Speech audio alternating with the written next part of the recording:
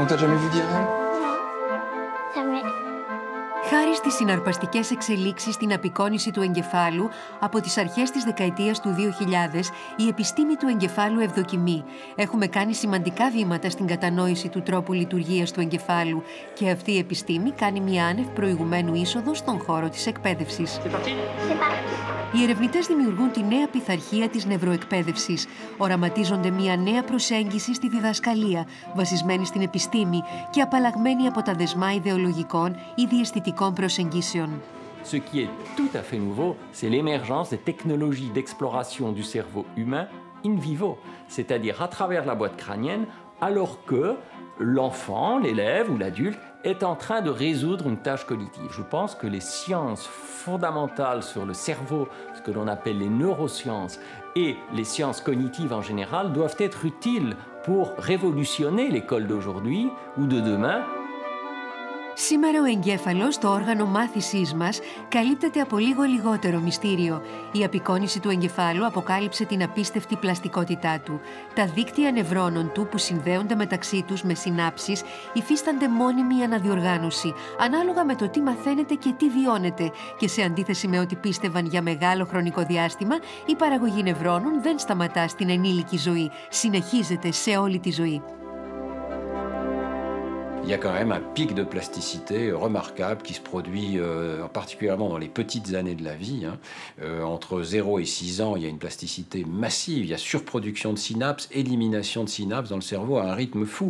C'est plusieurs millions de synapses chaque seconde qui se modifient dans le cerveau de l'enfant. Et cette plasticité est le support de l'apprentissage. We are learning creatures. In the first 18 months or so, children learn to speak, and nobody teaches them how to do it. You couldn't. It's far too complicated. You know, you don't set your child down at the age of 18 months and say, we need to talk, or more particularly you do, and this is how this is going to work. They absorb that through their skin.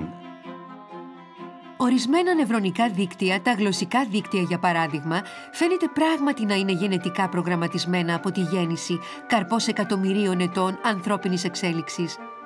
Άλλες δραστηριότητες από την άλλη πλευρά, όπως το διάβασμα που εμφανίστηκαν πολύ πιο πρόσφατα, είναι πιο δύσκολο να αποκτηθούν. Έτσι, οι σημερινοί επιστήμονες πειραματίζονται με εκπαιδευτικό λογισμικό για να προσπαθήσουν να βελτιώσουν τη διαδικασία της εκμάθησης της ανάγνωσης. Η γνωστική επιστήμη εισέρχεται στις τάξεις όπου δημιουργεί τόσο ενθουσιασμό όσο και φόβο. Πρέπει να ανησυχούμε ότι μπορεί να μειώσει ένα μαθητή στον εγκεφαλό του ή αντίθετα μπορούμε να ελπίζουμε ότι μπορεί να μας βοηθήσει να επινοήσουμε καλύτερες εκπαιδευτικές πρακτικές και να οικοδομήσουμε ένα διαφορετικό είδος σχολείου πιο αποτελεσματικό και πιο ισότιμο.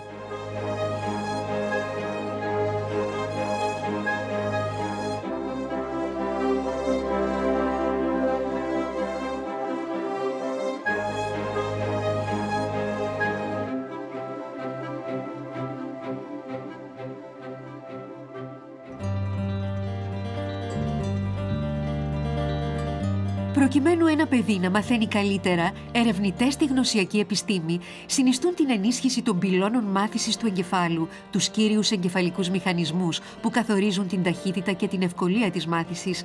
Ο πρώτος από αυτούς τους πυλώνες είναι η προσοχή, ένας μηχανισμός που έχει μελετηθεί ιδιαίτερα από επιστήμονες στο Πανεπιστήμιο του Όρεγκον, στα βορειοδυτικά των Ηνωμένων Πολιτειών, όπου βρίσκεται το Εργαστήριο Ανάπτυξης Εγκεφάλου.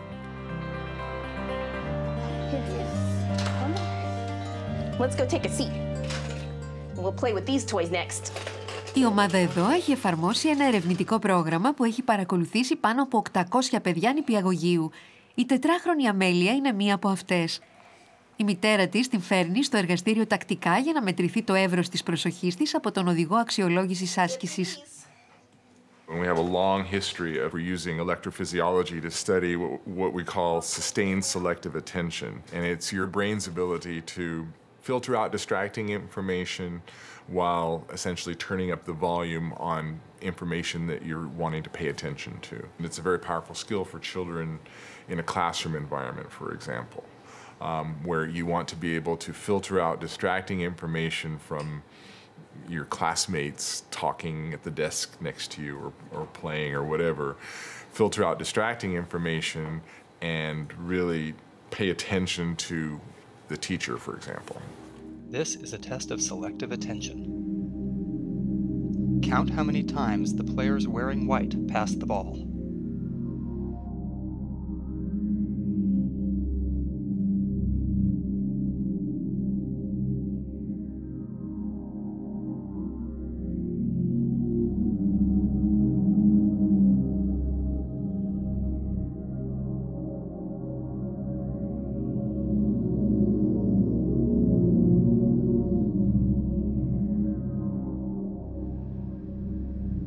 The correct answer is 16 passes.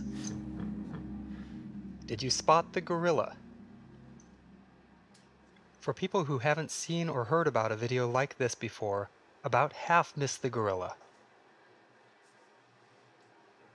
If you knew about the gorilla, you probably saw it. But did you notice the curtain changing color or the player on the black team leaving the game? Nice. Let's rewind and watch it again.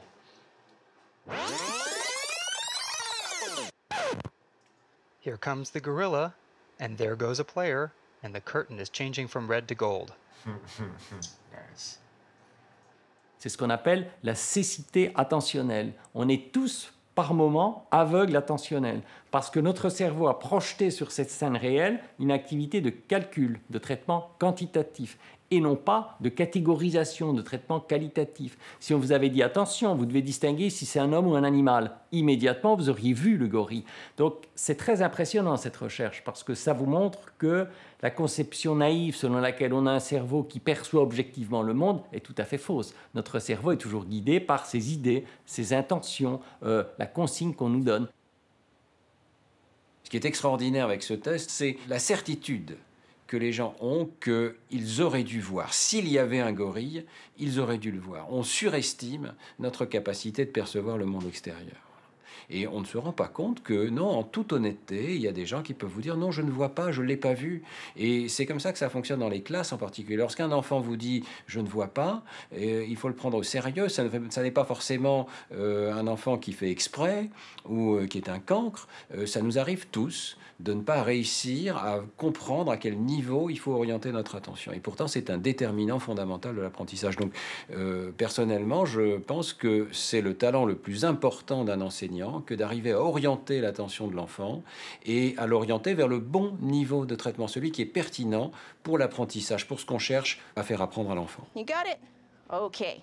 What we're going to do is we're going to have one story coming out of this speaker, and we're going to have a totally different story coming out of that speaker. You're going to try really hard to listen to one and to not listen to the other one, okay? It's kind of hard, but I think you can do it. All right? I love Brown Bear, and I love you, Blue Kangaroo. Really? The sweater was gone. Harry could hardly move. In the middle of the night, Lily rolled over, and Tiny Teddy rolled over. Just with those caps on the head, we can measure this ongoing electrical activity. Things happen fast in the brain, and we're measuring that response once every 4 milliseconds. And so in our studies, we've found that children from lower socioeconomic status backgrounds didn't have the same brain enhancement with attention at 1/10 of a second that we see in other groups of children. We know that, statistically speaking, environments associated with poverty and with lower socioeconomic status are more chaotic, less predictable, and this creates stress. And what happens is, over time, if that stress is chronic, it can affect the same parts of the brain that are important for regulating yourself and for paying attention and for regulating your emotions. And so that's typically described as toxic stress.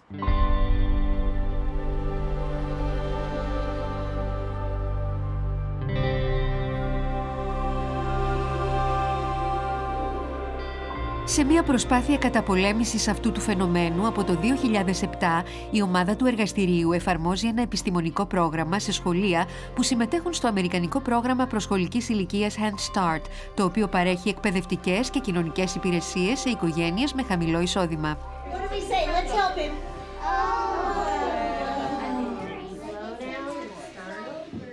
Οι ερευνητές έχουν αναπτύξει μια σειρά τεχνικών για να εκπαιδεύσουν την προσοχή των παιδιών.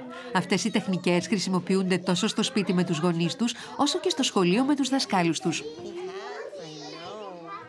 This is our 4th year doing Creating Connections. We do talk about how the brain controls everything we do, and we do little activities.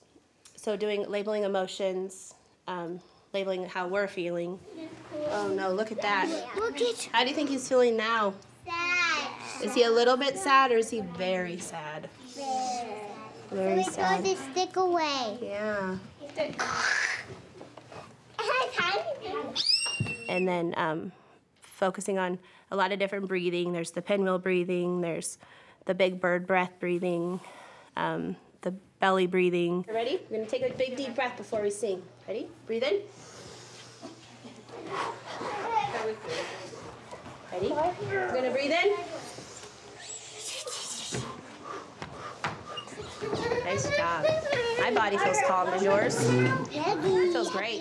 We do that a lot throughout the day, just focusing on them realizing their body needs to calm down, and this is a way to do it. And then work on focus, walking the tightrope. And it also helps teach self-regulation, emotional regulation. Nice and slow. Later down the road, we'll do that activity again, but we might have somebody with an instrument or a pom-pom waving it, something to try to distract them, and then we'll have to just keep reminding them to stay focused on their feet. I wish I had this program when I was little, so maybe I could focus a little bit better. That's something you need for your life.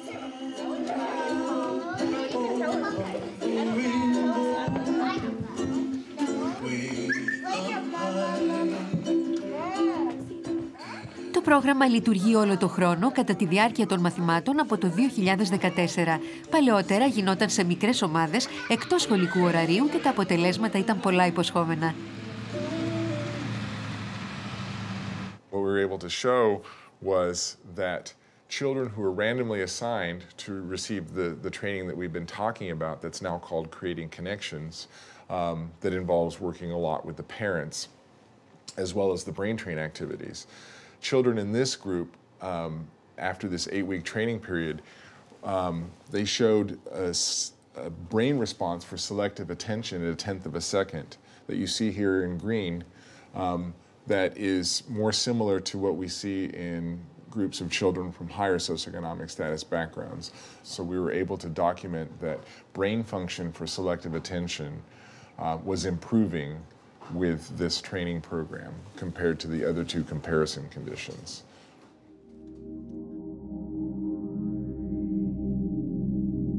Το εύρος προσοχής των μικρών παιδιών δεν είναι ακόμα πολύ ανεπτυγμένο, επειδή η προσοχή εξαρτάται από τον προμετωπιαίο λοβό, το τμήμα του εγκεφάλου που βρίσκεται ακριβώς πίσω από το μέτωπο, το οποίο οριμάζει μόνο στην ενηλικίωση. Λειτουργεί σαν ο μαέστρος μιας ορχήστρας και είναι η έδρα αυτού που οι επιστήμονες αποκαλούν εκτελεστικές λειτουργίες. Με άλλα λόγια, τις λειτουργίες που ρυθμίζουν τις άλλες γνωστικές λειτουργίες και οι οποίες είναι επομένως κρίσιμες για την ακαδημαϊκή μάθηση. Η προσοχή των παιδιών ρυθμίζεται από 3 κύριες εκτελεστικές λειτουργίες. Τον έλεγχο της αναστολής, που είναι ουσιαστικά η αντίσταση σε πηγές απόσπασης της προσοχής, από τις οποίες υπάρχουν πολλές σε μία τάξη. Την μνήμη εργασίας, για προσωρινή αποθήκευση απαραίτητων πληροφοριών στην μνήμη, όπως οδηγίες, και τον προγραμματισμό, ώστε να οργανώσει τα διάφορα στάδια που πρέπει να ακολουθηθούν για την εκτέλεση μιας εργασίας.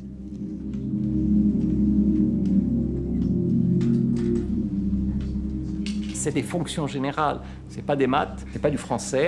Ce que l'on découvre aujourd'hui avec les neurosciences, c'est qu'il y a aussi des processus généraux, transversaux, dépendant notamment du cortex préfrontal, sans lesquels aucun progrès sérieux et stable n'est possible.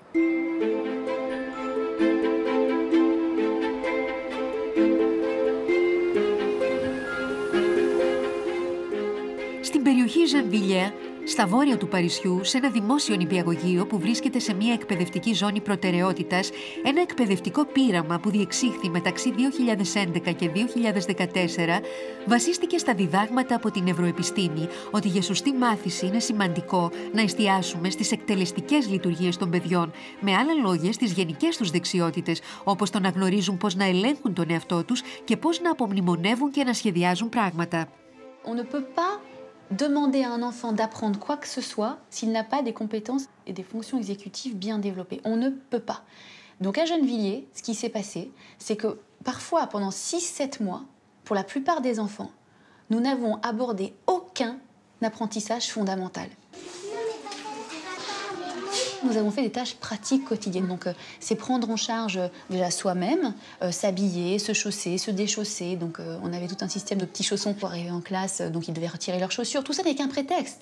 Ça permettait juste de leur donner des situations dans lesquelles ils allaient pouvoir exercer ces compétences. Les enfants prenaient soin de la classe, c'est-à-dire que dès que c'était un petit peu sale, ils passaient le balai, ils nettoyaient par terre. On faisait des petits goûters qu'ils préparaient avec des fruits, des légumes. Ils lavaient donc ensuite toutes les assiettes. Et il peut y avoir des conditions qui permettent encore d'optimiser l'exercice de ces compétences-là en rendant l'objectif très clair pour l'enfant, en lui disant, voilà, par exemple, là, tu vois, on va nettoyer la table et il ne restera aucune goutte d'eau sur la table. Ça va être son objectif. Donc, du coup, toutes ces compétences vont converger et travailler ensemble pour qu'il n'y ait plus de gouttes d'eau à la fin sur la table. Donc ça, c'est une façon de rendre l'objectif très explicite et puis de montrer à l'enfant comment faire de manière très ordonnée, très précise.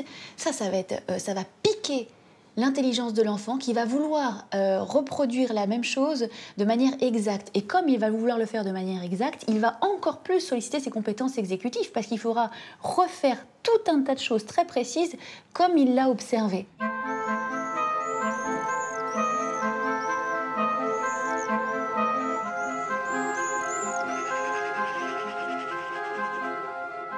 Ο δεύτερος σημαντικός μηχανισμός του εγκεφάλου που εμπλέκεται στη μάθηση είναι η ενεργός εμπλοκή. Τα παιδιά μαθαίνουν καλύτερα όταν συμμετέχουν ενεργά στη μάθησή τους. Ένας παθητικός εγκέφαλος δεν μαθαίνει. Στο όνομα αυτής της αρχής της κοινής λογικής, με την οποία η εκπαιδευτική είναι πολύ εξοικειωμένη και η οποία έχει επιβεβαιωθεί από τη γνωστική επιστήμη, ολοένα και περισσότεροι εκπαιδευτικοί πραγματοποιούν ενεργή μάθηση και εκπαιδευτικά έργα, χρησιμοποιώντας έρευνα και πειραματισμό. Όπως εδώ στο Craig, στο διαμέρισμα Oise της Γαλλίας, όπου οι μαθητές εμπλέκονται σε ένα έργο που βασίζεται στην παρατήρηση κορβιδών, κοράκια, καρακάξες και άλλα μέλη της οικογένειας των κορακιών. Με 300 άλλες τάξεις στη Γαλλία αποτελούν μέρος του προγράμματος Les Aventuriers που δημιουργήθηκε από το CRI, το Κέντρο Έρευνας και Διεπιστημονικότητας, κορυφαίο ίδρυμα. Les Aventuriers, c'est un programme d'enfants-chercheurs. Il a été montré par des chercheurs en sciences cognitives à Berkeley. C'est les travaux d'Alison Gopnik. On est tous nés chercheurs, on est tous capables d'observer le monde, d'expérimenter, de faire des erreurs, d'apprendre de ces erreurs et de réinventer la manière dont on réfléchit en fonction de ces observations. Tout ça, ça fait partie des spécificités des chercheurs, mais on les trouve de manière innée chez les enfants. Ça veut dire que les enfants sont des petits chercheurs, ça veut aussi dire que les chercheurs sont des grands enfants. On peut le voir dans un sens ou dans l'autre. Et je me suis dit que, visiblement, la curiosité des enfants pouvait amener très loin. Et plutôt que de leur dire « passe ton bac d'abord, c'est pas au programme », est-ce qu'on peut les amener à, au contraire, découvrir que le questionnement est l'une des plus belles manières d'aborder la connaissance. Pareil. Il y a plusieurs oiseaux, il y a plusieurs types de corvidés. Καθ' όλη τη διάρκεια της χρονιάς, σε αυτήν την ομάδα της 5ης τάξης, οι μαθητές κάνουν ερωτήσεις σχετικά με την νοημοσύνη των κορβιδών, συνοδευόμενοι από έναν επιστημονικό μέντορα, και πρέπει να χρησιμοποιήσουν τις γνώσεις που έχουν αποκτήσει για να φτιάξουν μια ρομποτική ταΐστρα πουλιών. Le groupe qui était en robotique hier, enfin en mangeoire, allez au tableau. Le capteur va dire au cerveau de dire au moteur de s'activer. Et après, on va le faire tourner à 90 degrés, le moteur va le faire tourner à 90 degrés et la pile pourra rentrer. L'équipe qui va travailler derrière vous, éventuellement, ce qu'elle peut peut-être demander, c'est est-ce que vous partagez vos documents, parce que c'est elles qui sont chargées maintenant, peut-être d'explorer la partie informatique. Alors, Dafaï et Thomas, vous confiez votre robot à qui? Sofiane et moi. Le défi aussi, c'est de créer une loi comme quoi on ne pourrait plus chasser les pies parce qu'elles sont en voie de disparition. Les Français disent la curiosité est un vilain défaut. Il y a beaucoup de pays qui considèrent que les enfants ne devraient pas se questionner. Et je pense que c'est une erreur. Moi, en fait, mon engagement citoyen est né quand la maîtresse de mon fils m'a dit « Il est charmant cet enfant, mais il pose des questions ». Mon métier, c'est de poser des questions. Et je pense que si on se contente de sélectionner nos enfants sur leur capacité à mémoriser et à calculer, par exemple, comme un ordinateur a évidemment plus de capacité à mémoriser et à calculer, alors nos enfants risquent de se faire remplacer par des machines. Si au contraire, on développe des choses que les machines ne savent pas faire, comme le questionnement, comme la recherche du sens, comme la capacité à mettre en relation des domaines très différents, à ce moment-là, on leur permettra d'assurer un avenir. C'est une observation parce qu'on Τα παιδιά που παίζουν ενεργό ρόλο στη μάθησή τους είναι πιο περίεργα και οι ερευνητές παρατήρησαν ότι η συμμετοχή απελευθερώνει ντοπαμίνη, την ορμόνη της ευχαρίστησης στον εγκέφαλο. Η απεικόνιση του εγκεφάλου δείχνει ότι η εμπλοκή ενεργοποιεί νευρώνες στο κύκλωμα ανταμοιβής, ιδιαίτερα στον υπόκαμπο, μια μικρή δομή στον εγκέφαλο που παίζει κεντρικό ρόλο στη μακροπρόθεσμη απομνημόνευση. Notre cerveau, quand il a une récompense, un feedback, apprend beaucoup mieux, beaucoup plus finement. Et en classe, le professeur peut difficilement donner un feedback individualisé à chaque enfant dans un cours magistral. C'est pourquoi non seulement il faut de l'action, mais il faut aussi essayer de faire du travail par groupe. Quelques cours magistraux, bien sûr, on a tous le souvenir d'un excellent instituteur qui a fait un très bon cours, mais aussi beaucoup de travail par groupe. Des données de neurosciences montrent que les résultats sont nettement meilleurs pour la mémoire et après pour la restitution des raisonnements et des connaissances.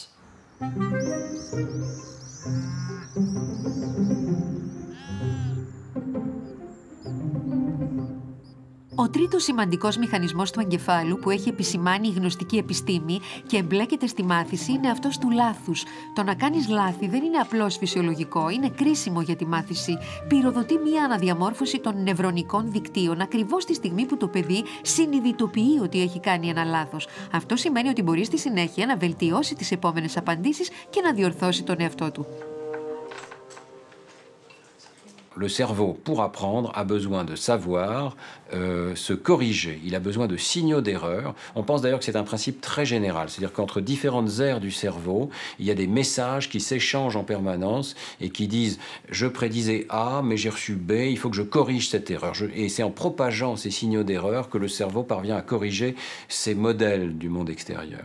Alors tout à fait en amont, il y a l'erreur que nous recevons du monde extérieur.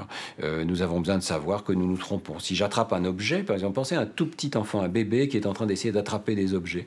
Eh bien, il essaye, ça ne marche pas, et puis à un moment, il reçoit le feedback tactile, ça y est, j'ai réussi à attraper l'objet. Ce message va se propager dans son cerveau et va lui permettre d'ajuster tous les systèmes de contrôle de son bras. Eh bien, c'est la même chose pour des apprentissages plus complexes. Le plus important, c'est de savoir exactement où on s'est trompé, d'où venait cette erreur, comment je peux la corriger. Η έρευνα της νευροεπιστήμης έχει επίσης αποκαλύψει τη σημασία της ταχείας διόρθωσης μετά τη μάθηση μέσω τεστ ή quiz, διότι η πράξη της αποκατάστασης της γνώσης βοηθά τον εγκέφαλο να τη διατηρήσει καλύτερα. C'est une belle étude dans Science qui a comparé des enfants qui passent tout leur temps à essayer de mémoriser en regardant le manuel et puis d'autres enfants, ou des adultes d'ailleurs, qui alternent entre mémorisation et test. Mémorisation et test. Et même à temps constant, donc le fait de se tester enlève du temps de mémorisation et pourtant c'est cette condition-là qui conduit aux meilleurs résultats. Pourquoi ? Parce que lorsqu'on se teste, on reçoit un feedback et on se rend compte qu'on ne sait pas.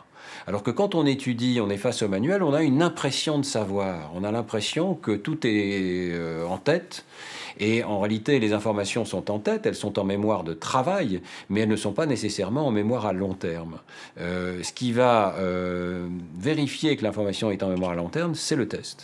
Et donc, la meilleure pédagogie, ça consiste à avoir des moments d'apprentissage explicites et puis très rapidement des périodes de test où l'enfant peut valider ses connaissances et découvrir qu'il sait ou au contraire découvrir qu'il ne sait pas, qu'il doit encore travailler. Et on recommence, on alterne. Par exemple, un quart d'heure d'apprentissage, un quart d'heure de test et les résultats sont optimaux. Fais confiance à ta mémoire. Αυτός ο μηχανισμός του εγκεφάλου που διορθώνει τα λάθη βρίσκεται στο επίκεντρο αυτού που κάνει η εργαστηριακή ομάδα του καθηγητή Χουντέ. Πραγματοποιούν ένα φιλόδοξο ερευνητικό πρόγραμμα στην περιοχή του Καν μεταξύ μαθητών 4ης και 5ης τάξης. Χρησιμοποιώντας αυτό το λογισμικό, τα παιδιά πρέπει να διατηρήσουν μια ακολουθία κουκίδων στη μνήμη τους και να προσπαθήσουν να την αναπαράγουν πιστά. Η εργασία εκπαιδεύει τη μνήμη εργασίας τους, τη βραχυπρόθεσμη μνήμη τους και βοηθά τους μαθητές να οπτικοποιήσουν τα λάθη τους. C'est pas grave, tu donnes, tu tentes, et tu vois en plus ça marche. Il t'a pas mis que c'était faux. Je sais pas où je suis là. Ok, alors essaye de te reconcentrer. Les erreurs ont vraiment un statut positif dans l'apprentissage. Donc c'est vraiment un travail très fin, celui d'instituteur. Et je me permets de le dire puisque je l'ai été. C'est un travail très très fin. Il faut s'intéresser à chaque enfant, s'intéresser à leurs erreurs. Alors, vous imaginez que vous êtes l'enfant et que je suis, ce qui est le cas, le psychologue. Et je vous montre, c'est ce matériel. Voilà. Si vous présentez un jeune enfant ces deux alignements de jetons et vous lui dites est-ce qu'il y en a pareil, le même nombre ou pas pareil dans ces deux alignements. Très tôt, l'enfant va vous dire ben, il y en a pareil. Et Piaget avait cette idée absolument géniale de faire ce que je vais faire devant vous. Voilà. Et on repose la même question à l'enfant. Et là, vous observez que tous les enfants du monde, jusqu'à 7-8 ans à peu près, vont dire ah ben non, là il n'y en a plus pareil, tu vois bien. Il y en a plus là parce que c'est plus long. Vous dites à l'enfant aussi, Louise a 25 billes, elle a 5 billes de plus que Léo. Combien Léo a-t-il de billes? À l'école primaire, en général, dans la classe, beaucoup d'enfants répondent je sais, 30. Ils entendent le mot plus dans la question. Or, il faut inhiber l'addition après le plus pour réaliser une soustraction et faire 25 moins 5 égale 20. Et l'intelligence, finalement, c'est cela. C'est être capable de résister à ces automatismes, d'aller au-delà. Et cette inhibition préfrontale qu'on a vraiment localisée dans le cerveau, elle sert à ça. Prendre du recul par rapport à ces automatismes quand c'est nécessaire. Et c'est essentiel pour l'école. Η ομάδα του καθηγητή Χουντέ στο ΚΑΝ διενεργεί δοκιμές σε παιδιά από τον Σεπτέμβριο του 2016. Στόχος τους να αξιολογήσουν την αποτελεσματικότητα του λογισμικού που έχουν αναπτύξει οι ερευνητές για να εκπαιδεύουν τον ανασταλτικό έλεγχο των παιδιών και τη μνήμη εργασίας τους. Dans ce protocole de recherche, in fine, il y aura 150 enfants. On a un entraînement à la mémoire de travail, un entraînement à l'inhibition, qui est cette capacité à bloquer des automatismes, parce qu'on sait que c'est une des capacités qui prédit le mieux ou le plus la capacité à être adapté à son environnement et notamment la réussite scolaire et puis plus tard la réussite universitaire. Donc il y a un vrai enjeu à savoir si on peut d'une certaine manière entraîner le muscle même de l'inhibition. Donc on a imaginé plusieurs jeux sur cette tablette à faire à la maison, 15 minutes par jour, 5 jours par semaine, pendant 5 semaines. Et dans la situation où on entraîne le contrôle inhibiteur, on a notamment 2 jeux. On a un jeu qui est tiré d'une tâche extrêmement classique de la psychologie cognitive qui s'appelle la tâche de Stroop. On a des mots de couleur et la tâche du sujet, c'est simplement de dire la couleur de l'encre dans laquelle le mot est écrit, en ne tenant pas compte de la couleur dénommée par le mot.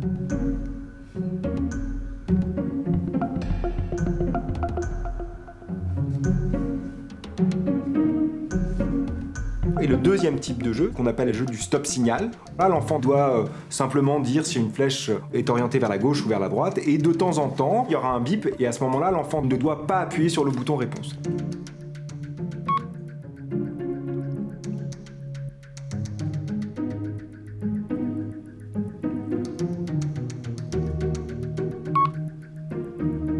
Donc ça, pour nous, c'est une autre façon de mesurer ses capacités de résistance à un automatisme, cette fois-ci qui est beaucoup plus moteur, beaucoup plus comportemental. Donc ça, c'est vraiment l'enjeu du projet, c'est de se dire, est-ce que c'est possible, en 5 semaines, de renforcer cette fonction ? Οι ερευνητές πραγματοποιούν 3 συνεδρίες μαγνητικής τομογραφίας σε κάθε παιδί. Μία πριν ξεκινήσουν την εκπαίδευση στο τάμπλετ, μία αμέσως μετά, έπειτα από 5 εβδομάδες χρήσης για να δουν αν έχουν βελτιωθεί οι γνωστικές τους ικανότητες και 1-2 μήνες αργότερα, ώστε να δούμε, σε περίπτωση που υπάρξουν βελτιώσεις, αν αυτές έχουν διάρκεια. Θα συγκεντρώσουν τα πρώτα τους αποτελέσματα σε 1 χρόνο. Η μαγνητική τομογραφία διαρκεί 45 λεπτά με μαγνήτη που παράγει μαγνητικό πεδίο 3 Τέσλα που κάνει πολύ θόρυβο. Ça va toujours, Nicolas? Quoi? Papa? Est-ce que c'est clair pour toi, Nicolas? Oui, mais on commence par quel jeu là? Je n'ai pas très bien entendu, mais je connais les consignes.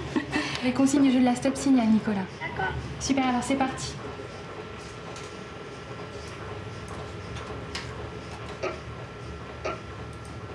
On a construit avec mon laboratoire un programme inédit pour précisément voir si l'usage de l'interaction avec un écran dans un jeu éducatif qui entraîne ces fonctions exécutives du cerveau, l'attention, l'inhibition des distracteurs, le contrôle de soi, peuvent être utiles pour les apprentissages scolaires fondamentaux, lire, écrire, compter, raisonner, mais aussi pour respecter autrui. Pour respecter autrui, vous devez, grâce à votre cortex préfrontal, inhiber votre égocentrisme, c'est-à-dire votre façon de voir les choses, et activer le point de vue de l'autre, et faire une synthèse, votre point de vue, le mien, celui encore de quelqu'un d'autre. Et donc c'est très lié à l'adaptation sociale. Quelqu'un qui a de bonnes fonctions exécutives peut mieux contrôler ses impulsions, programmer ses actions, résister à une impulsion immédiate pour faire quelque chose qui est utile à son apprentissage ou à son métier.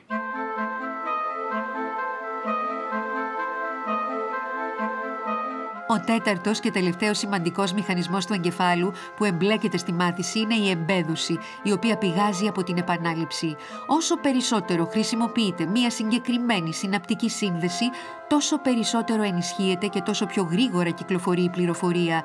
Αντίθετα, μία μη διαγερμένη νευρονική σύνδεση τείνει να εξαφανιστεί. Αυτός είναι ο τρόπος με τον οποίο τα νευρονικά δίκτυα αναδιοργανώνονται υπό την επίδραση της μάθησης.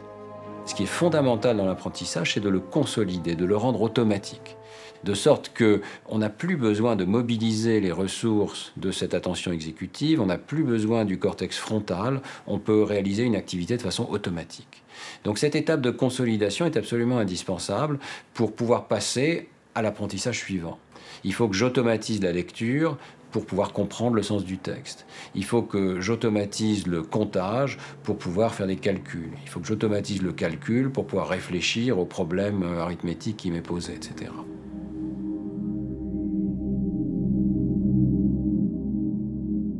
Εδώ και περίπου 20 χρόνια, οι νευροεπιστήμονες ανακάλυψαν επίσης ότι ο ύπνος παίζει θεμελιώδη ρόλο στη διαδικασία εμπέδωσης της μάθησης. Αυτός ο μηχανισμός απέχει ακόμη πολύ από το να είναι πλήρως κατανοητός σήμερα. Όμως οι ερευνητές παρατήρησαν ότι οι μαθητές έχουν καλύτερες επιδόσεις στα τεστ μετά από έναν απλό υπνάκο. On va commencer le repos, Nicolas. Je vais te demander de fermer les yeux et de laisser aller tes pensées.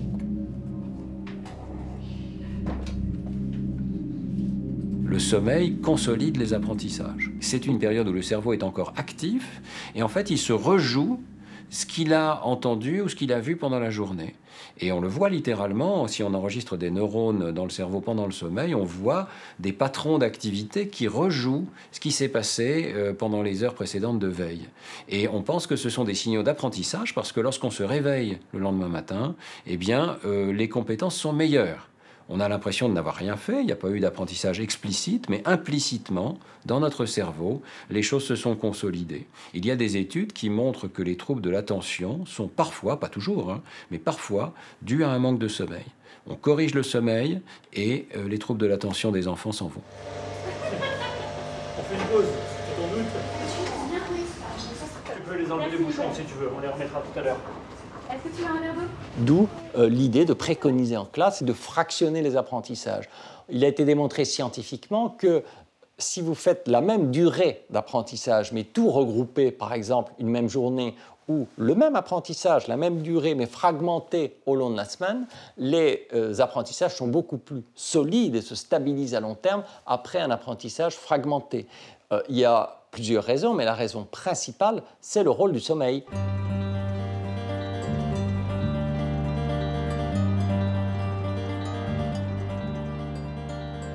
Η γνωστική επιστήμη έχει οδηγήσει σε σημαντικές προόδους στην κατανόηση των 4 βασικών πυλώνων της μάθησης: προσοχή, ενεργός εμπλοκή, διόρθωση σφαλμάτων και εμπέδωση.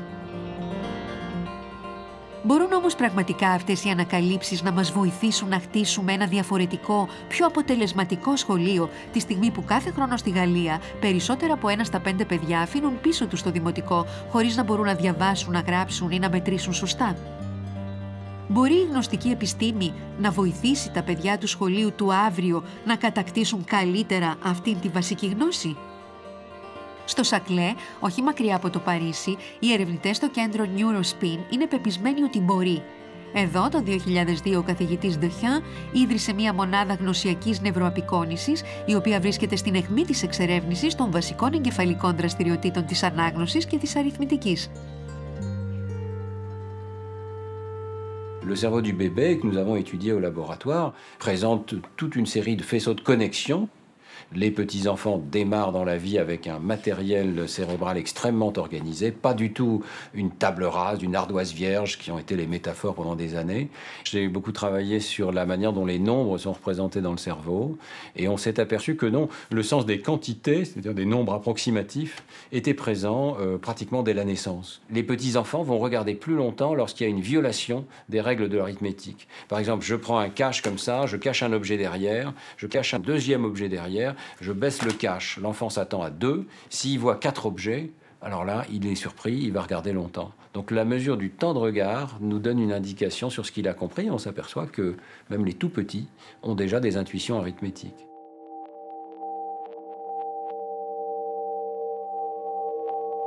Par contre, la lecture, c'est une activité que l'évolution n'avait pas anticipée, mais nous réutilisons des circuits anciens. Pour ce faire, c'est ce que j'ai appelé la théorie du recyclage neuronal.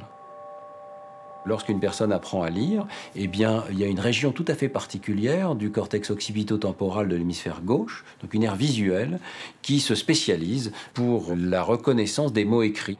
Il fait qu'on peut traiter rapidement une chaîne de lettres qu'on perçoit sur la rétine.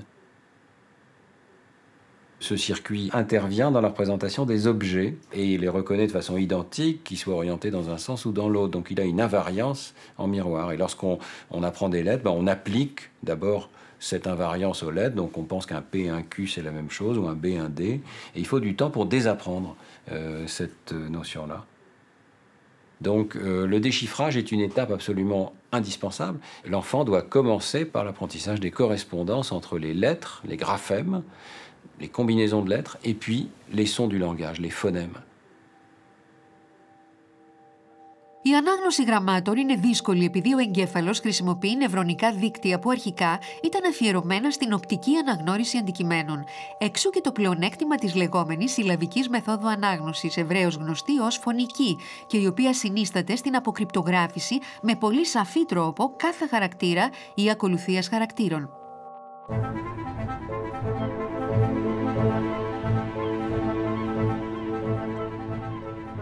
Στη Γαλλία, όπου η ελευθερία των εκπαιδευτικών να χρησιμοποιούν τη δική τους εκπαιδευτική προσέγγιση έχει κατοχυρωθεί στον νόμο από το 2005, ορισμένα σχολεία χρησιμοποιούν αυτές τις επιστημονικές ανακαλύψεις και πειραματίζονται με έργα που ανεβάζουν την εκμάθηση της φωνητικής στο επόμενο επίπεδο, όπως εδώ για παράδειγμα στο Καλέ, στην εργατική συνοικία στο Fort Nollet.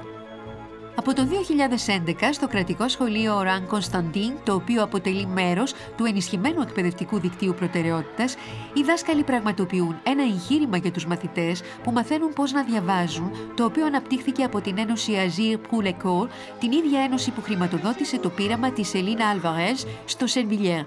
Το πρόγραμμα βασίζεται στην ιδιαίτερα εντατική διδασκαλία της αποκωδικοποίησης των αντιστοιχειών γραμμάτων ήχων. Allez, on est arrivé où? Mettez-moi votre doigt. Là, super. Allez, c'est à ton tour, Heidi. Tu regardes bien les lettres.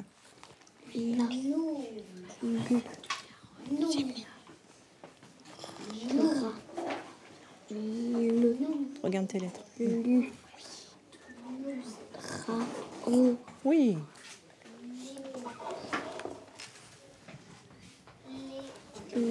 Oui. Bravo, c'est très bien. Tu avais fait 35, tu as fait 34. Bravo, c'est bien. C'est la systématisation de la lecture des syllabes et de la lecture des mots. Le but étant d'améliorer son temps de lecture pour que vraiment ces syllabes soient automatisées et qu'elles ne leur posent plus de soucis lors de la lecture de mots ou de phrases, pour ensuite pouvoir travailler sur la lecture de textes. Donc c'est pour ça qu'on les chronomètre en 1 minute. Bravo. 18. Tu as réussi à améliorer ton temps. C'est bien. Tu me donnes ta feuille? On sait par des mesures répétées qu'on a faites que les enfants qui ont un niveau initialement assez fort vont avoir besoin de quelques heures pour apprendre à lire, disons de l'ordre de 5 heures d'interaction avec leur enseignant, alors que les enfants les plus faibles auront besoin de 7 fois plus, donc de 35 heures. Alors la spécificité, on le voit tout de suite dans une classe du programme, ça va être que le travail va se faire uniquement en petits groupes à faible effectif. Pour les élèves les plus faibles, ils vont avoir par exemple 2 séances par jour dès le début de l'année, alors que les enfants des groupes forts ou moyens n'auront qu'une séance.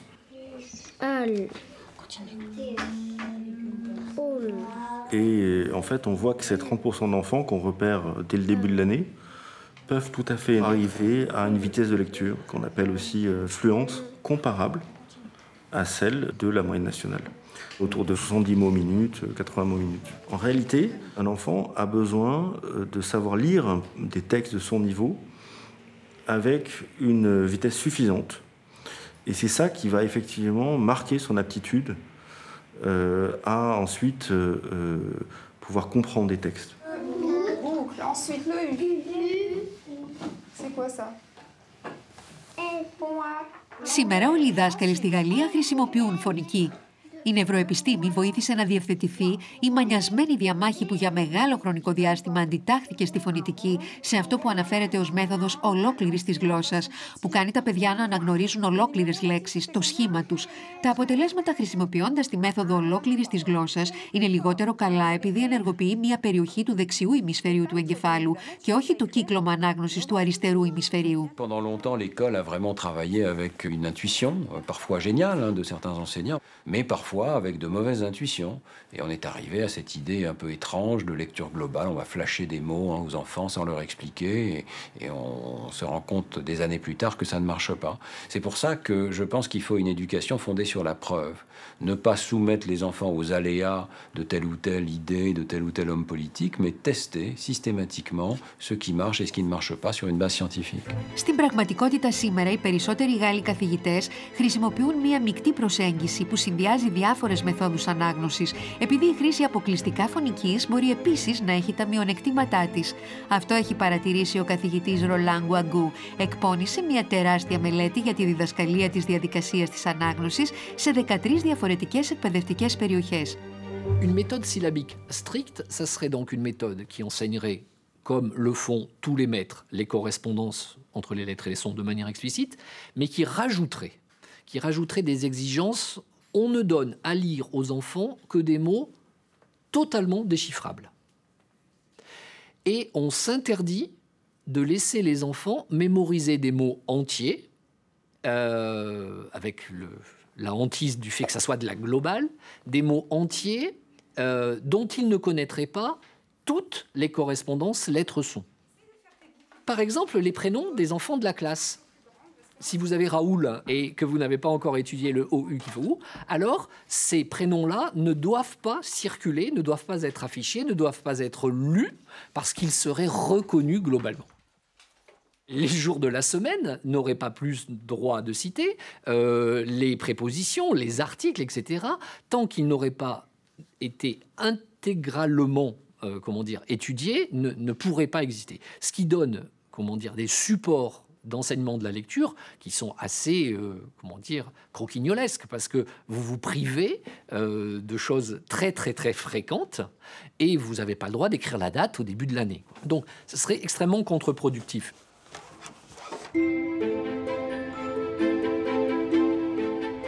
Η διδασκαλία της διαδικασίας της ανάγνωσης παραμένει ένα ευαίσθητο θέμα, γιατί τα αποτελέσματα δεν είναι καλά.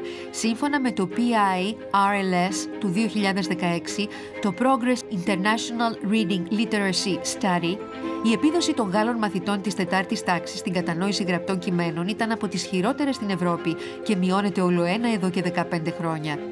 Για να προσπαθήσουν να βελτιώσουν την εκμάθηση της διαδικασίας της ανάγνωσης, ερευνητικές ομάδες όπως αυτή του Stanislas Dehaene αναπτύσσουν εφαρμογές σε τάμπλετ, χαρακτηριστικό παράδειγμα των οποίων είναι το σοβαρό παιχνίδι Elan. Από το 2016 ευρείας κλίμακας δοκιμές έχουν πραγματοποιηθεί μεταξύ 1.200 μαθητών σε 45 τάξεις της πρώτης τάξης στην εκπαιδευτική περιοχή του Poitiers, όπως αυτό το σχολείο στον Niey l'Espoir. Εδώ τα παιδιά προπονούνται με ένα τάμπλετ 3 φορές την εβδομάδα, 20 λεπτά την κάθε φορά. Et c'était le bon temps, 20 minutes, ou est-ce que plus sur moins aurait été mieux pour... Non, moins pas possible, ça aurait été trop court. J'imagine. Plus, au niveau de la tablette, souvent, 20 minutes, c'est ce qu'il faut. Plus ils demandent à arrêter 20 minutes. Ah oui, je suis impressionnée à quel point ils m'ont dit. Super. lettres font les sons dans les mots.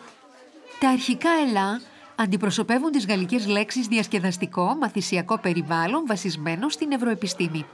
Bonjour mon ami. Lis bien. Το παιδί ακούει έναν βασικό ήχο, το φώνημα, και πρέπει να επιλέξει τον αντίστοιχο χαρακτήρα, το γράμμα. Και εκπαιδεύονται επανειλημμένα στην αποκωδικοποίησή τους.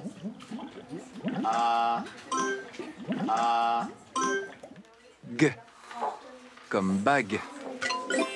Le grand but du logiciel ELAN, c'est de consolider l'apprentissage graphème-phonémique, donc les lettres et les sons, vraiment automatiser ce processus. Ça, c'est vraiment la première brique de l'apprentissage de la lecture.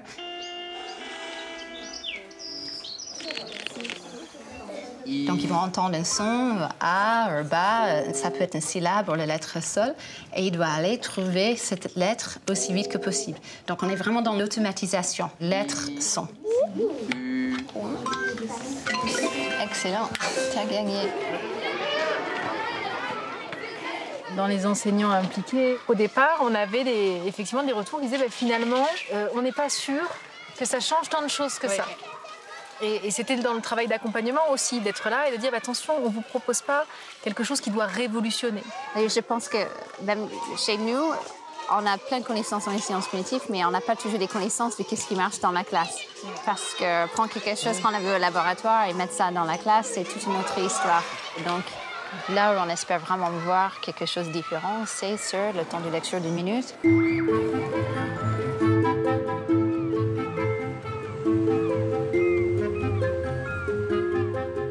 Στη Μασσαλία, στο κρατικό σχολείο Λεζαμπέγι, ένα άλλο πρόγραμμα υπολογιστή για αυτόματη ανάγνωση δοκιμάστηκε το 2017 σε 3 τάξεις της πρώτης τάξης. Τα παιδιά χρησιμοποιούσαν το τάμπλετ 20 λεπτά την ημέρα, 4 φορές την εβδομάδα, για 3 μήνες. Βαφτισμένο Grapho Game, το παιχνίδι βασίζεται σε επαναλαμβανόμενες ασκήσεις συνειρμών ήχου γραμμάτων όπως και το ΕΛΑ. Καθώς τα παιδιά προχωρούν στο παιχνίδι, τα επίπεδα γίνονται όλο και πιο δύσκολα. Πρώτα με συλλαβές, μετά λέξεις και μετά ακόμα και προτάσεις. Το Grapho Game επινοήθηκε τη δεκαετία του 1990 από Φινλανδούς νευροψυχολόγους για να εδραιώσει την εκμάθηση της ανάγνωσης για δυσλεξικά παιδιά. Από το 2014 έχει προσαρμοστεί στα γαλλικά και δοκιμάστηκε από ερευνητές στο Εργαστήριο Γνωσιακής Ψυχολογίας του Πανεπιστημίου Aix-Marseille, αρχικά σε ομάδες υποστήριξης σε πολλά γαλλικά σχολεία. Grapho Game a été utilisé pour les enfants dyslexiques au sein de l'école. On a montré des effets bénéfiques pour les enfants en grande difficulté dans des groupes de soutien, mais on ne sait pas encore, est-ce que ça sera un outil pour tout le monde? Là, on teste dans le CP, à grande échelle, tout venant, donc ce n'est pas uniquement les enfants en difficulté, toutes les classes sont mixtes, et on veut savoir justement qui va bénéficier, quand, à quel rythme, à quelle dose. On y va? On se met dans la même petite salle que la dernière fois. Για να μετρήσει την πρόοδο των παιδιών, η ομάδα ερευνητών τους δίνει τεστ ανάγνωσης πριν και αφού έχουν προπονηθεί στο τάμπλετ. Χρησιμοποιούν το κλασικό τεστ Alouette, το οποίο περιλαμβάνει λέξεις που είναι δύσκολες για τα παιδιά και από το οποίο οι ερευνητές μπορούν να προσδιορίσουν την ηλικία ανάγνωσής τους.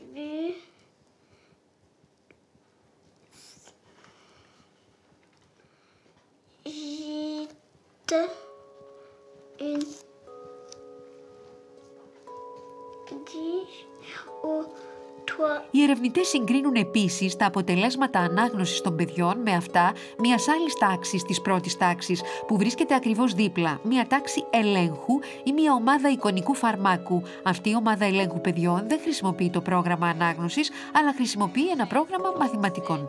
Σκοπός της ομάδας ελέγχου είναι να επαληθεύσει εάν η πρόοδος των παιδιών δεν οφείλεται αποκλειστικά στον ενθουσιασμό της συμμετοχής σε ένα επιστημονικό πείραμα και στη χρήση ενός τάμπλετ.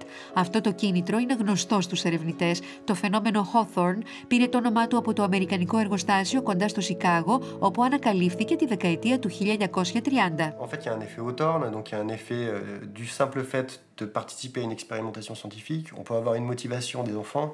On peut avoir une motivation des enseignants, et donc on a un biais en fait qui est créé dès lors qu'on intervient dans un milieu vivant réel. Donc c'est évident que pour éviter ce biais, il est nécessaire d'avoir un groupe témoin qui fasse autre chose que Graphogame, mais qui utilise quand même des tablettes et qui participe à une expérimentation, qui fasse des tests, etc. Très bien, tu dis bien fort, tu prononces bien comme il faut. Hein. Vas-y. Tol. Bol. Tu le redis s'il te plaît? Bol. Bol. Allez, vas-y, tu lis jusqu'au bout. Είναι τα προγράμματα υπολογιστών σε τάμπλετ μία ενδιαφέρουσα προσέγγιση? Μπορούν να βοηθήσουν τα παιδιά να προχωρήσουν στην εμπέδωση της ανάγνωσης και στη βελτίωση των ακαδημαϊκών τους επιδόσεων? Οι ερευνητές στη γνωστική επιστήμη το ελπίζουν. Αλλά στη Μασσαλία τα αρχικά αποτελέσματα του πειράματος Graphogame δεν είναι τα αναμενόμενα. On n'est pas totalement... on a constaté quelque chose qui était un effet motivationnel énorme, mais dans les deux groupes. Donc à la fois dans les groupes mathématiques et dans le groupe de lecture. Et on a constaté, parce qu'on a des tests avec des normes, et on a constaté qu'en 3 mois de jeu effectif, ils ont gagné 5 mois en âge de lecture. Mais le groupe contrôle aussi. Mais le groupe contrôle aussi, voilà. Le groupe contrôle aussi, c'est un effet motivationnel. Σε αυτό το πιλωτικό τεστ με μόνο 3 τάξεις, τα παιδιά που χρησιμοποίησαν το πρόγραμμα ανάγνωσης δεν είχαν καλύτερα αποτελέσματα από τα άλλα. Τον Ιανουάριο του 2018, οι ερευνητές ξεκίνησαν ένα νέο πείραμα σε 30 τάξεις με την ελπίδα να επιτύχουν καλύτερα αποτελέσματα. Nous, on a des petits résultats, mais c'est le début. En CP, les enfants ont des scores qui bougent un tout petit peu. Ça dépend évidemment de la dose et on est encore en train de voir ce qui va être nécessaire. Quelques dizaines de minutes par jour. Ce n'est peut-être pas suffisant, mais c'est un petit effet. On a la chance de participer à cette aventure scientifique, c'est-à-dire que les sciences de l'éducation deviennent vraiment des sciences avec des évaluations, des pré-tests, des post-tests, un groupe expérimental, un groupe contrôle.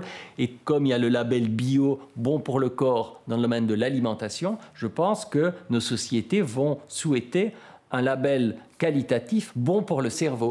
Mon rêve, c'est d'arriver à comprendre suffisamment le cerveau des enfants et des adolescents face aux apprentissages scolaires pour qu'ensuite on puisse avoir des vraies préconisations en partenariat avec le monde de l'école pour changer la pédagogie et changer l'éducation en France.